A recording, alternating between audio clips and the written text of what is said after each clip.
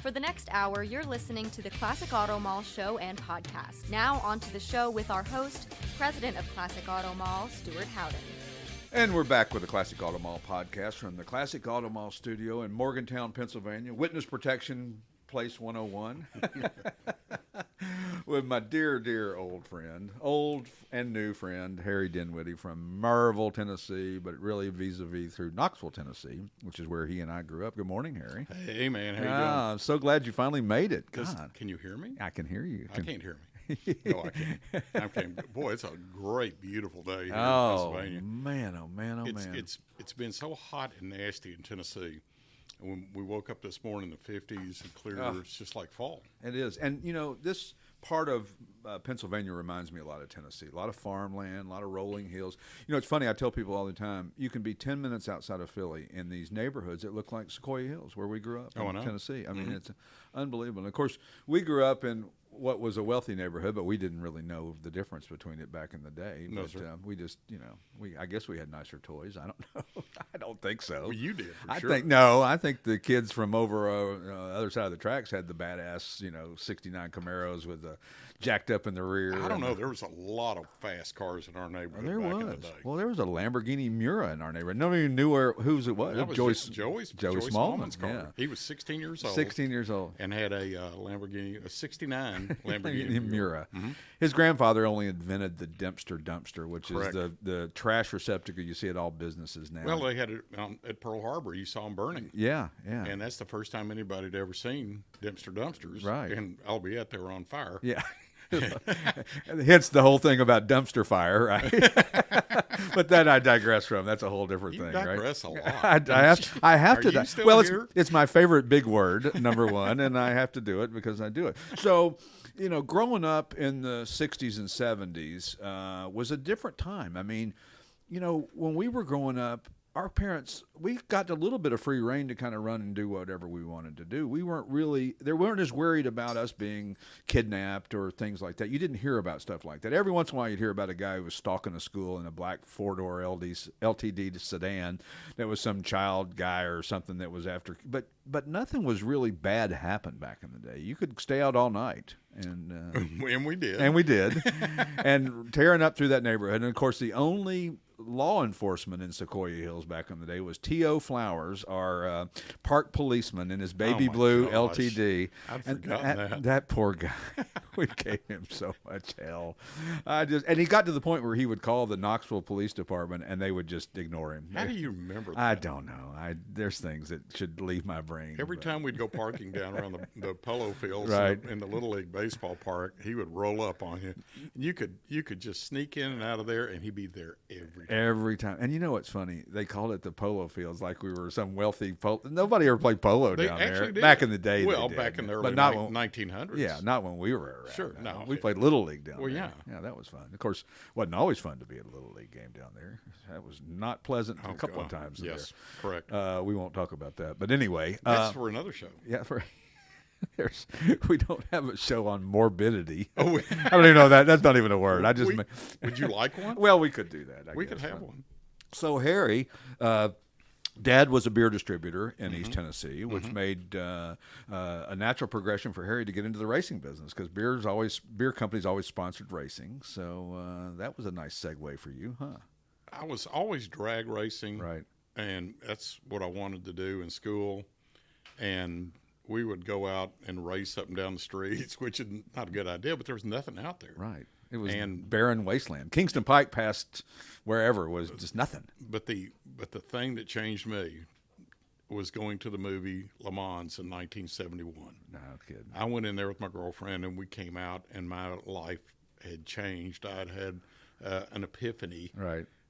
In a movie theater, Yeah. which you don't want anybody to know. A girl gave me an epiphany. Well, yeah. And when I walked out of there, I thought, that's what I want to do. And I've been doing it for 50 years now. Yeah, isn't that amazing? The movie is amazing. If you've never seen Le Mans or Grand Prix with James Garner or any of those movies of that era, they're amazing. I'll never forget, we were talking about Benji McMurray had a vinyl record with sounds of Oh, yeah. Sebring. Oh, yeah. And we would go to their house. My dad was friends with his father, and he was always gone, but his father would let me go down in the basement and play that record. And it was sounds of 917 Porsches yeah. at Sebring and 930 for just everything. It was awe-inspiring. My thing about cars, I've said this before, the funny thing is that my thing that got me into cars was Burt Reynolds' Gator and Burt Reynolds' White Lightning. Because they had those big 429 Fords, and they had that sound that was just unmistakable. Well, you know, Burt, on a side note here, Burt he filmed his last movie in the University of Tennessee Neyland Stadium. No kidding. About 4 or 5 years ago, and I cannot remember the name of it, Right. but he spent a lot of time in the Gatlinburg area, Right. In the Knoxville area, Right. and he did it was about an old football quarterback, and they filmed a lot of it in Neyland Stadium where the University of Tennessee plays. Which is an awesome place if you've never been. It's I huge. mean, you've been going for how many years? I've only missed 6 home games since 1961. And we've had the same seats there since 1930, so it's 92. This is our 92nd year with the same seats. Isn't that amazing? You know, that's a feat that's hard to do because life happens. You know, things happen that you get in the way. But Southeastern Conference football is life. Yeah, I mean, everybody makes their plans around football games. Exactly. You can't get married on a Saturday. You can't do. You know, you can't have a party. There's many things you can't do. And that's not just in Knoxville. That's in, Sanford. It's everywhere. Tuscaloosa. Everywhere. Atlanta, everywhere, because it's so prevalent. Yeah. Because we only had one pro team back then. Remember, we had the Atlanta Falcons in 66. Yeah, that was it. And then the Miami Dolphins came along, but that wasn't in the South. That's on some other place on the planet. That was 67 or 66. 67. Correct. Yeah. I went to their undefeated season. My grandfather took me to a Dolphins game. Oh, really? There. He lived in. They moved to Naples, Florida. So I know we have digressed so far from talking about cars. But you digress a lot. I mean, you've already used that word 4 times. 6 or 7 times. Well, right. yeah. Steve, can you edit that out for me, please? Okay. All right. Good to know. So you got in. So you go and see the movie Lemans with Steve McQueen, and not much acting in it, but it didn't really matter because the cars and the sound and God, if they just had the smell, it would have been brilliant. Oh yeah, and it was just magnificent. I'm sitting there just zoned out totally. My girlfriend's wanting to mess around or do some necking. Yeah, well, yeah. And she said, "Go get me a drink," and I said, "Not on your life. I'm not leaving." And I said, "You go get us a drink. I'm sitting here watching this." Don't you know what we're seeing here? I know. So immediately after that, how old were you? 17, 18? 71, I was 18. 18. No, I take that back. I turned 18 in January 72. So what was your daily driver at the time? What were you driving? 1970 Camaro Z28. Oh, nice 70 and a half. 70 and a half, Z28. Yeah. Not titled that way necessarily, but they're It like was a 64 and a half Mustang. It was Mulsanne or Yeah, Mulsanne Blue. Yeah. With white stripes. Yeah. And it was a wicked car. And it just as good looking a car as you'll ever see. Absolutely. First year, first gen Camaros, and even Firebirds were good looking cars. We had the Camaro Club here. I was telling you, or the Camaro Nationals here a 3 weeks ago, and there was some rare cars, 270s and a 71 SS396 4-speed cars. Really? Yeah, and I didn't know enough to know about what was available in cars back then. I just, you'd go to the dealership and go, "Oh, that one looks nice." I didn't. The car I wanted, I lusted for was a 70 Pontiac Trans Am white with a blue stripe. Oh yeah. And and I wanted it so bad I couldn't stand it. Right. So my grandfather talked me out of it since he was writing the check. And he goes, "I'm not gonna pay $4,300 for a car like that." $4,300. So we went over to the Chevy dealership. Now, he was buying me this for my graduation, Right. blah, blah, blah. And so we saw this SS396 Camaro. Right. Oh, yeah. I want this car. And he goes, "Well, the motor's too big." Right. And that's just a random thing. He doesn't know what oh, that. no. Yeah. It had a big block motor. just too big. And so I said, "What about this one? The little stripes on it. It's got a little 350 in it," which was the 70 Z28, which would run all over a 396 car all day long. Yep. And he goes, "All right, $3,100. What are we going to do?" No options except the Z28 package. Right. It didn't have power steering. You couldn't get power steering or power brakes on it. Well, you could get power brakes. You couldn't get power steering. I didn't know that. I wonder what the first year for that is. That'd be a good trivia question. Well, the for us. Corvettes were the same way. On the 70 LT1 cars, you Right. could not get power steering on them either. Because it Or wouldn't air fit? conditioning. Because Or it wouldn't fit? No, Or the motor rev too high, and they could not reduce the pulley power. Well, I remember 427, 435 horse vets couldn't have air conditioning. I guess for the same reason, right? Well, no, the 427, 435 horse, Yeah. the solid lifter cam cars, 3x2, but the 400 horse cars. You could get air. That's correct, because they were hydraulic cams. Well, there you go. See, I'm not completely a moron. Well, Well, there's another story. So That's yes, another issue. So now you got to find a race car. So you've watched Le Mans. You got to find a race car. What do you do? We found, I was doing some autocrossing, parking lot stuff, and Chilhowie Park. Right? Chilhowie Park, University of Tennessee, and big parking lots, and I was just kind of a natural doing that, and just would eviscerate the competition. And I'm going, wow, what's up with this? And so we found a car, a burned out Corvette with no front end on it, up in New York. I said, well, let's make this a race car. There was alcohol involved, Right. and my friends were telling me, And racing, good and combination. racing. Yeah, let's go spend your money and go racing. Yeah, So like it. we took this car and made a modified, autocross car, and then we had the wild ideas of doing some SCCA racing at a Christmas party in 1975. So that's where my deal got started. Right. And when we woke up the next day with amazing hangover, and I said, I said, what? I do what? I said, what? And it's normally I was in trouble about some other girl or something, but this is worse trouble because it's a race car. Yeah, and this is going to be, as we said, racing costs the same as it did 20 years ago as it does today, every penny you got. By the way, note on a programming note, he said eviscerate, so I never used that Did I word say once. that? You did. So But you said digress. digress. Or digress. It's not Is digress. it digress? It's eviscerate. Well, I mean, eviscerating is a Jeez. polysyllabic word. yeah, you've got the emphasis on the wrong syllable. Hey, we learned a lot of stuff in Tennessee. Absolutely. So now, okay, you're racing, you're doing the autocross. I remember going to the autocross out at Chilhowie Park. The first place I ever saw a Porsche at 928 was at some guy had a black Porsche at 928. It was really cool. But lots of autocrossing going on back then at the University of Tennessee. That was the East Tennessee Sports Car Club of America. Correct. Did you advance up through the ranks I of did. SCCA? I did. To what's the pinnacle of SCCA? That would be the runoffs? Or? Well, this is the national championships, and from when I got my first competition license from the driver schools in 1977, the next year I won the Southeast Division of SCCA road racing and went to the national championships, and then did the same in 1979. And your dad a big fan of racing, I'm certain, wasn't he? He wanted me to be a pro golfer, and I couldn't hit it out of my shadow. Well, I thank God my dad didn't. My dad was an architect. He didn't want me to be an architect. Thank God. I don't know what he really wanted me to be, but he didn't want me to be a race car driver, and didn't want me to be any of that other fun stuff that we thought. Probably like Art Vandelay, you were an importer-exporter. Yes, exactly. Say Vandelay Industries. Anyway, when we return, we might get to talk about some cars and racing and some other fun If stuff. we don't here. digress. If we don't digress or eviscerate the audience. Hey, that's a We don't good want to one. eviscerate our That was audience. Come on. That was on my word of the day toilet You've paper. got it written on your hand, don't you? Both hands. Don't forget to check us out on the website, classicautomall.com. If you want to sign up for our newsletter, if you have a question for us about the show, podcast at classicautomall.com. And we'll be back in a couple of minutes. See you then.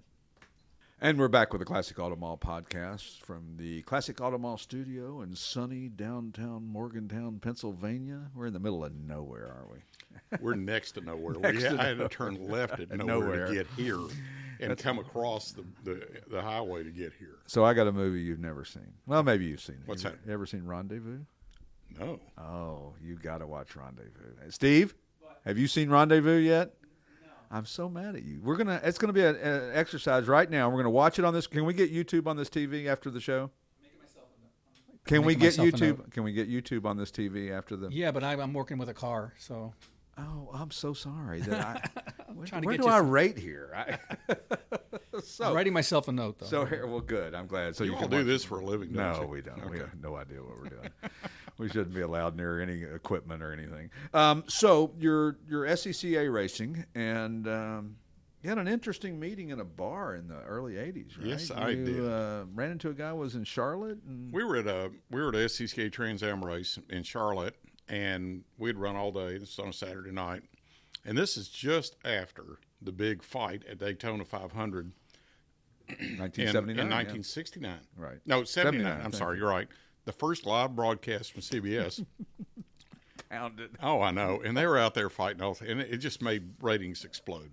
So I thought, man, what a great deal. I'd love, because I've been around it, but I'd only been to one NASCAR race my whole life. And so we're sitting in a bar, and I was just shooting the breeze with this guy, and I said, man, I'd love to get in a NASCAR car. And he said, what do you have to do with racing? And I said, we're over here running the SCCA Trans Am car at the Charlotte Motor Speedway. The guy said, I can make that happen. I said, you can make what happen? Yeah. I said, stand by. And so he brings over this Hold guy. my beer. Yeah, basically. And or buy me a beer. Oh, buy me a beer. And I'll hold it. And so he brings over this guy, and he goes, my name's DK Ulrich, and I'm a NASCAR team owner, and understand you want to drive NASCAR. And I said, yeah, sure. Okay. And I'm Linda Vaughn, too, so there you go. And, Mr. Hurst. Yeah. Linville Vaughn. Harry Hurst. Harry Hurst. I know Harry Hurst. You're going to meet him today. Yeah, I actually. know. And so he said, I can make that happen. He said, what kind of background do you have? What sponsors, you know? And he goes, tell you what we'll do. You get in the car, you bring $7,500 worth of sponsorship money, and we got to check out your credentials and all that, and you get approval from NASCAR. He stuck me in the car for the for the Talladega 500 in 1980. Had you ever driven an oval track or No, a circle track? Never been on dirt, never been on a circle track. And I'm thinking to myself, what have I done? And I'm thinking this is just all BS. How old were you at the time? 26. Yeah, so yeah, you're and a little full of yourself then. Maybe. well, haven't got much past that. But so I go over to his shop and we work out a deal, and there's no contracts, there's nothing to sign. We just shook hands. He said, "You bring me $7,500," and I said, "Well, I can do that. I mean, I can go get 3 sponsorships at $2,500 a piece," which was. We had Augie Pabst with Pabst Brewing Company give me $2,500. Well, that sure hurt his standing in the world, didn't it? Well, actually, it was pretty nice. And then we got Colonial Bread because my grandfather's Kern's Bakery people didn't want to give us any money. Right, so we went to Chattanooga and got Colonial Bread, and then I got another sponsor, Daco Belts or somebody. I can't remember. I got to imagine, was your family pissed about the Colonial Bread thing? Is this a? They never said a word about it. I mean, funny. And my granddad had already passed away, Right. and he passed away in 1971, so Right. he didn't know. But Right. but hey, you got free money? Yeah. Hey, take it. Let's go racing. And so when it went to Talladega, and right out of the trailer, I was in the top 10 speeds. Wow. In a car I've never been in before. And on a super speedway at the And time. it just proves right there that you can hold your breath and close your eyes for a whole lap at Talladega. And I'm just thinking to myself, what have you gotten yourself into? What have you done here? So I qualified. Well, we had qualified really well until I wrecked the car in qualifying. So the guys got all the working on the car, and the DK told me go over to the barbecue place and Get some more money. yeah, get some more money, and bring everybody lunch since you wrecked the car, and you go feed them. And I said, well, that's fine. Did you have a bad shunt? I mean, was it a? Yeah, nothing? I lost it going into turn 3 and ended up hitting the turn 4 wall. That's how bad I slid. and you just can't believe the speed you're turning until you turn sideways. Oh my God! When you turn realize the speed then. Oh gosh! I mean, it doesn't seem that fast until you get it sideways. And the wind coming in through the window blew my helmet sideways, blew my goggles off. And they didn't have the flaps on the cars back then. If you got turned around, no. So that would have when we had bus seats we were sitting in, and it was terrible. And I cigarette dangling out of your mouth. Well, that's another great story too. I've got coming up in the next story. But so we start the race, and we made the race, got back and qualified, started 38th and ended up finishing 12th. And I was racing with Marty Robbins all day long. The country singer. Yeah. Great guy. Great guy, yeah. And after the race, I mean, with about 2 or 3 laps to go, I didn't know where we were. Radios went out the first 3 or 4 laps.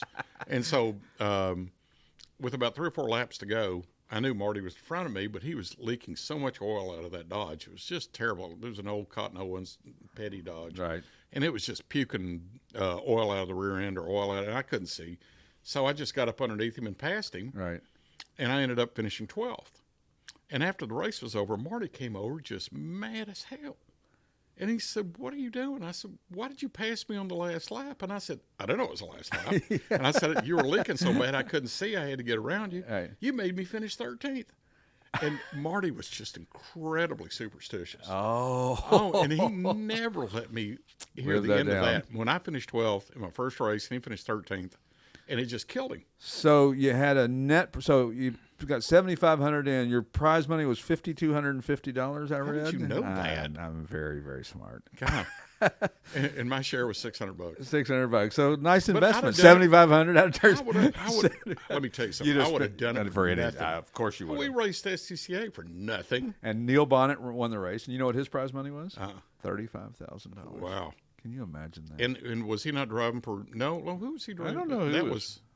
But let me tell you this one story. Buddy Baker was kind of assigned to me for. He and Benny Parsons were kind of like my big brother to make me sure I didn't screw up anything too bad. And nice to have. So within the first 2 or 3, flags, red flag or green, caution flags. Right. I blew a tire. Yeah, I'm new at this. I blew a tire and came in the pits and came back out, and I was 1 lap down, and all the cars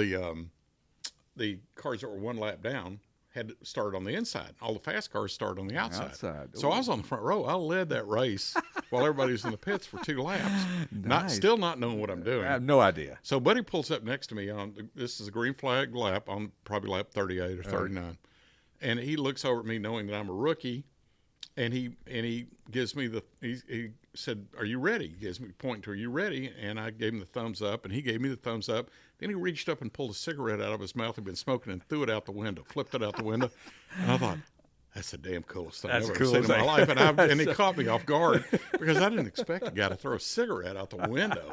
I mean, really? Yeah. And but everybody smoked back then. Everybody smoked. It was part of the culture. It was the way we grew up. Everybody smoked. I remember going to people's houses. Everybody smoked. Well, yeah, but everybody smoked during caution period. So when they go back racing, except for J.D. McDuffie, J.D. kept a cigar in his mouth the whole race. No kidding. So you got your Talladega. You finished 12th, not too shabby for the rookie. So your career in NASCAR continues? Well, we run for a couple more years trying to start my own team, and we had a real bad wreck at Daytona in the 500, and I got hurt. You hit the wall hard. Well, really hard. I saw a video of it. It wasn't pretty. Yeah, not good. Yeah. So I was kind of sidelined for a while. We had 2 cars from Holman Moody. We had the last 2 Holman Moody cars ever built. East Tennessee's got some connection with Holman Moody. East Tennessee Motor Company, which was the Ford dealer, didn't they do Holman Moody stuff sponsorship? They sponsored them. They sponsored 2 or 3 cars. But did it ever cross your mind to get out of racing after that, or did you? It did for a while, and for a couple. But I still. But then again, right after that, it was a funny meeting. Lake Speed came over to me and said, "We've used up all our cars that crashed everything." They only, but see, that was the first year of the '81 cars, the little short boxy cars. The Pontiac you were driving. Well, we had Pontiacs, and they had Monte Carlos. They were short, yeah, that's right. And the little back short off window. That's why they handled so bad. Right. And Lake asked me if he could drive my car, put his number on my car. Was that legal? I mean, sure. Sure. Yeah, and I was sidelined because I'd broken my sternum and femur. I don't even know what that is. Yeah, I'm sorry if I offended anybody about a femur. You were digressing again, weren't you? Digressing again. Were you digressing again? I think I was digressing. I can always tell when you're digressing. But this is my turn. So okay, I'll shut up now. Hello, is anybody listening? Anybody there? Anybody there? This is Earth calling Stewart. Yeah, Earth calling Stewart. So I let him run the car for a while, and then I still drove for some other cars. Right. So yeah, I didn't. My career in NASCAR was very short and unassuming. So then you got into doing some vintage stuff, or after I started vintage racing 30 years ago. Wow! Before vintage racing was even a thing, right? Well, it was just starting. Right. It started in the mid '80s, and then we started running the vintage racing in '91. Right. So this is my 31st year running vintage racing cars. And you're still running. You run 3 events this year, right? Correct. Chattanooga, Road America. We're going to be running the Chattanooga Motor Car Festival, which is a city streets course. Yeah. And we just got back from Road America. Yeah, which I didn't get to go. Well, we were waiting for you. I know. I wanted to go. I did get to go to Road Atlanta, which is my favorite track. I love Road Atlanta. Yeah, and our good friend Bill Rothery came down. Came and saw us, and Bill is our technical another wizard. Another Knoxville. Another Knoxvillian. You know, it's funny that we've all come full circle. We ran into you in Amelia Island. And at a bar, imagine that. And Stewart yells at me, Harry Dinwiddie, and I'm looking around going, oh gosh, God. what have I done? This is not going to be I good. know. This has nothing good written all over I it. know. And when somebody else hits you at a bar from a distance and you're going, You don't know whether to duck, run, or here comes the next round. Here comes the next or bullet. the next shot. Or the beer. Or the beer. And so I run into Stewart Howden. I'm going, what in the wide world of sports are you doing here? Actually, I knew that you were there because Really? I was coming to Amelia and I'd seen the program and I'd seen that you had a car there, and you and I had become Facebook friends. But you're like everybody else. We're friends, but we never, we didn't talk. We didn't call each other and, chit chat about, what the latest fashion trends were or anything like that. So. Because I don't have any fashion trends. Well, I didn't want. I was can't trying to wear politely say that, Harry. I If- didn't. If I don't have cargo shorts on, something's really Something's wrong. really wrong. I'm probably just gotten out of the hospital. I have the gown. So you're still racing? Are you gonna ever see the end of that, or are you gonna just keep on? I was talking to a buddy of mine about that this morning. I don't know when I'll quit. I'm still having fun. I'm not having fun at the moment because I'm sitting here with you. But and I was going to go get a root canal to kind of top that off. Nice. But no, I'm looking forward to racing some more. I'm not as good as I used to be, but but I still get in the car and going fast. Yeah, well, and you do that well. I noticed on your steering wheel there's a sticker that says "Smooth as an art." Where does that come from? Well, it's to remind us old guys that don't overdrive the car. Right. Hit your apexes. Oh. There was another sticker on this. Speed is a standard, or speed is going to happen. Being smooth is something you really have to work on. Yeah. And you have to hit all the apexes properly. Sure. Interesting story up at Indy this year, up at Indy 500. We're sitting at turn 4. And I looked over to a buddy of mine. I said, watch Scott Dixon come through 4. He'll hit the same mark every time. Every time. And then he was running 230 miles an hour, hitting the same place almost impossible. on the track every time. And that's one of the more impressive things Sure. I've ever seen. They say that Jackie Stewart was a guy that was so smooth that you couldn't tell if he was accelerating or braking in a car. He was just, there was no, it all felt the same. He just had that smooth, he's like Ernie Els in his golf swing, just as smooth as the day is long. And he didn't feel like he was going fast if you rode with him. Well, that's the key to going fast is To go as slow as possible without letting anybody pass you. A.J. Right? Foyt told me years ago, he said, slow down, Harry. Yeah. Slow down inside your car. You know what A.J. Foyt told me? No, he never told me anything. He didn't? No, I never met him. He had your so. picture on his wall.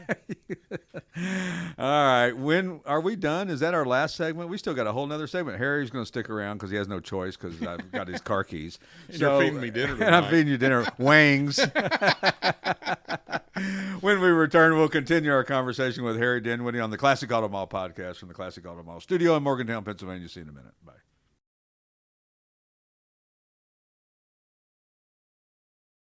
And we're back with the Classic Auto Mall podcast and Classic Auto Mall studios in Morgantown, Pennsylvania. You know what we're going to do today? Eviscerate things. Yeah, we're going to eviscerate things. I didn't tell you this already. I hope you're okay with it. You have nothing to do and you're hanging with me all this afternoon. We're going to go to the Simeone Foundation Museum in Philly. Like we talked about last night? We talked about we were going to go on Sunday, but today is demo day, where they get the cars out in the park. Some of the cars out in the parking lot. It's kind of thematic, if you will. There's a big word. Digressing again. Yeah, there's a big word. And so we're going to go down there and do that. So that's going to be fun. Oh, And, thanks, Dad. Yeah, anytime.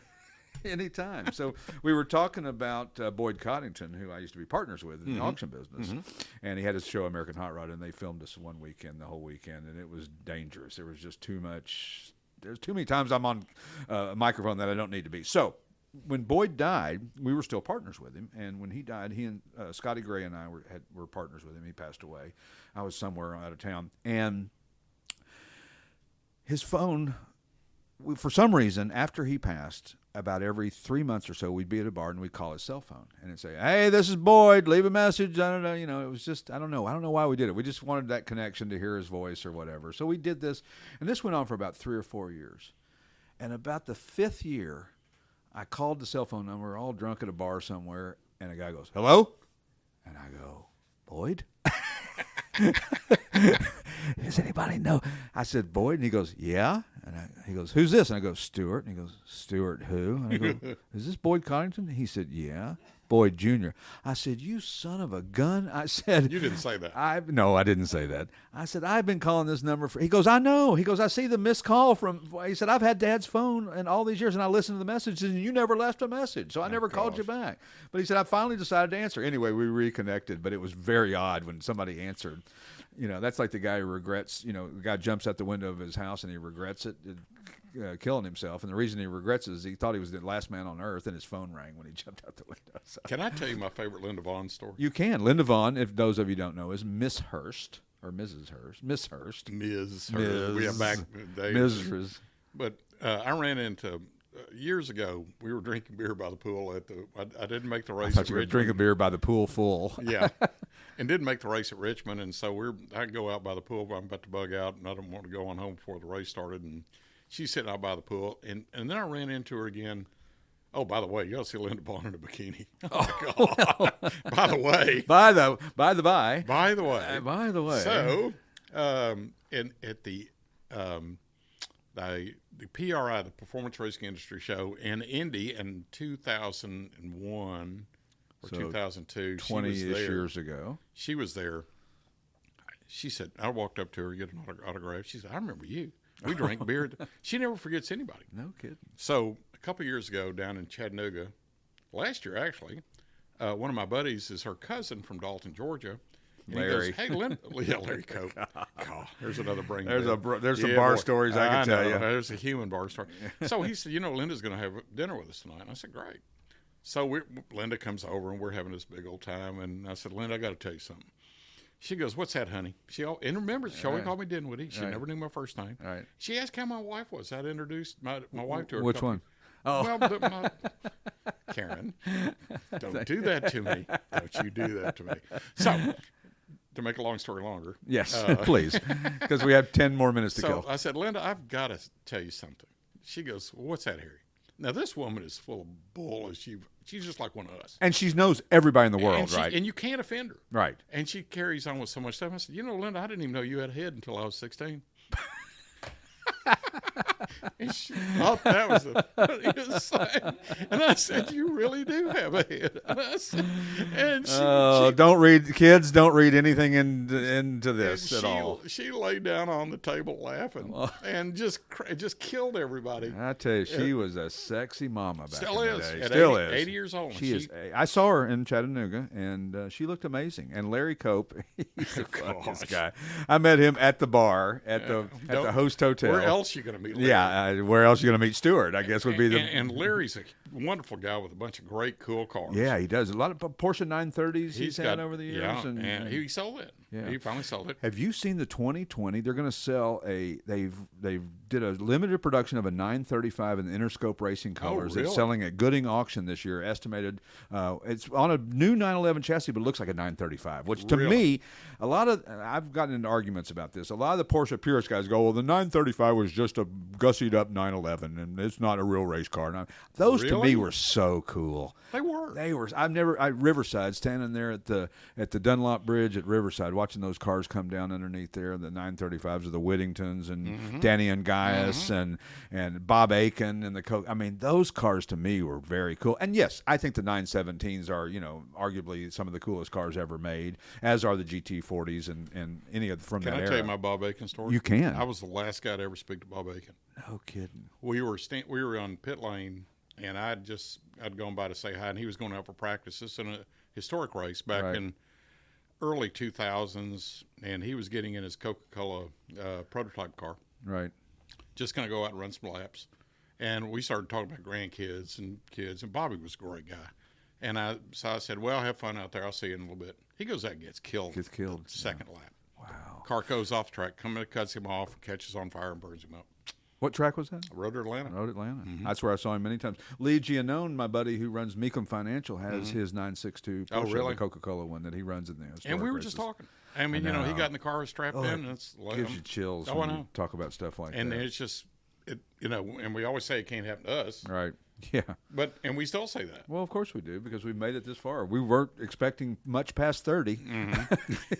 Here I am, almost 70. Yeah, I'm thinking driving down Cherokee Boulevard at midnight in a Trans Am doing 100 miles an hour. I mean, my goodness. And not hitting all the not dogwood hitting trees. dogwood trees or anything else for that matter. But You're a bad influence on I- me. well, You're yeah. 6 years younger? Hey, something like that. I just turned 60, so Really? yeah. You don't look a day over 65. Thank you. You're right. I'm pegging you at 58. You sure 59. you want me back again? No, you're never coming Never back. coming back. we're deleting this whole I thing know. and burning the tapes. Edit that out, please. Yeah, do what you want with the women and children. Just leave me alone. But anyway, no. This has been fun. I tell you, we have so much fun doing this podcast, and it's for a love of cars, and we don't care who we talk to if it's car related. It can be, a guy who details cars, from a guy who takes pictures of cars, a guy who races cars, a guy who sells cars, auction houses we talk to. We'll talk to anybody. Well, let me tell you something in all sincerity. You had told me about this place, and I kind of envisioned what it looked like. I walked in the door and I was slobber knocked.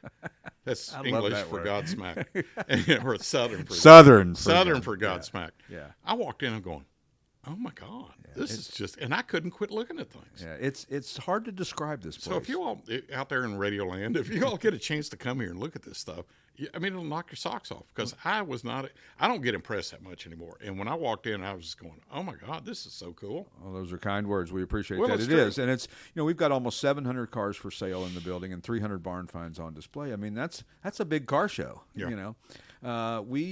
It's one of those build it if you build it, will they come? And they did. And it's worked out extremely well.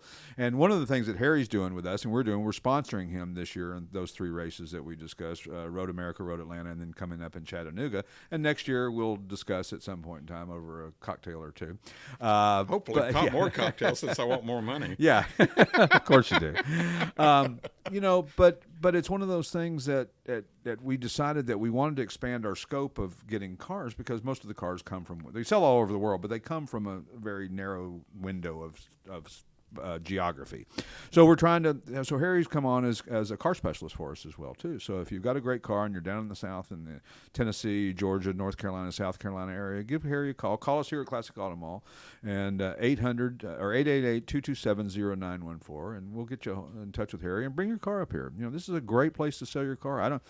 If you're, and especially if auctions aren't your thing, and retail, doing it yourself is not easy. Try to sell your own car and then call me, because you will realize that it's not fun. And come see us at the Southern, some of the Southern shows. We're going to be in Pigeon Forge in September twice. Yeah, twice, 2 weekends in a row at the Shades of the Past. And then the Rod Run the following week. Yeah, and then we'll be at Chattanooga, as we discussed, and then possibly in Amelia in January, February, March, whenever it's going to be. I'm not sure when it's going to be, but I think it's in March. When we met, that was I think it was in May, and they're going to go back to March. Yeah, this year. it was a little bit warm. Can you get me a nice hotel room this year? No, I can't get a nice hotel room God, there. no doubt. About $3,000. Oh, it's ridiculous. It's like, I think the Ritz-Carlton is $1,600 a night. Are you going to make me sleep in my car again? Well, I'll get you one of them little portable air units to put in the window, or a Don't you have some out here in the yeah, or I'll get you a girl with a fan. I don't know. I'll get you something. But it's gotten so expensive to do these events and different things. Case in point, diesel fuel going from Tennessee to Road America up through Chicago, Milwaukee, $1,000. That's just unbelievable. And that wasn't a big truck. It was a diesel. And this is for a hobby. Can you imagine the people that have to make a living and do it every single day when your fuel costs? See, how do we get back on this? So it's my show. It's the HD extravaganza. We always digress into gas talk. He's digressing again. Make him stop extravaganza. That's my other big word of the day. Extravaganza. These poor guys. They are out there. All of a sudden, your fuel cost went from $300 a week to $900 a week. Well, racing fuel is $15 a gallon now. Nitromethane is $45. And we use a gallon a lap. Wow. Bruce Larson was on the show, who was a drag racer back in the 80s. He was actually the NHRA funny car champ. They called him father of the funny car. And nitromethane, he said, was $45. I actually said it, and he acknowledged that I was correct. They burned 15 gallons from the time they warmed the car up, do their first burnout, make a pass, and shut it off. 15 gallons. $675. Listen to me, good with math. I'm real smart like that. You broke that down. $675 for fuel just to run one pass. One pass, because you got to do the big burnout. But that's 11,000 horsepower. Yeah, they say that I was reading that Goodyear says that the tires are ready to handle beyond 350. And, you know, the record was 349, and that was about 5 or 6 years ago. They've slowed them, they've limited them a little bit. Well, they're only around 1,000 feet. Yeah, I got schooled on that. Really pathetic. I said to the guy, yeah, how fast is that guy going in the quarter? He goes, they don't run a quarter anymore. I'm like, 1,000 feet. Didn't know that. But Bruce was talking about, you know, that. And then Goodyear says tires can handle over 350. But the problem is it's not the going fast in the straight line. It's the stopping. That's the problem. As your retinas pop out of your eyeballs. I tell you what, the greatest track to see a drag race is right in our old stomping grounds, Bristol. I mean, first of all, you can be closer to the track when they run than anywhere else I've ever been, and it's in a valley, and it's called Thunder Valley. It's right next to the Bristol Speedway where that massive, you know, oval racetrack is. But this Thunder Valley is unbelievable. If you've never been to a drag race, it's the place to go. It's hard to imagine what it's like. It's kind of like hard to imagine what coming in the doors here at Classic Auto Mall. Exactly. Nice segue. I like that. You like that? That's Smooth. impressive. That was digressing to my smoothness. Might have to put you in charge of our marketing department. So, but anyway, Harry. Do I get a raise? Yes, you do. Okay. Here, I just How raised much? my hand. Yeah, don't even go there. But anyway, thank you so much for being on the show and coming all this way just to be on our little old podcast. I haven't left yet. Little old man. Yeah, I haven't left know. yet. You can't get rid of me now. Look at the time. But we really appreciate you being on. We appreciate you listening to our show, and don't forget to come visit us in person next time you're in southeastern Pennsylvania.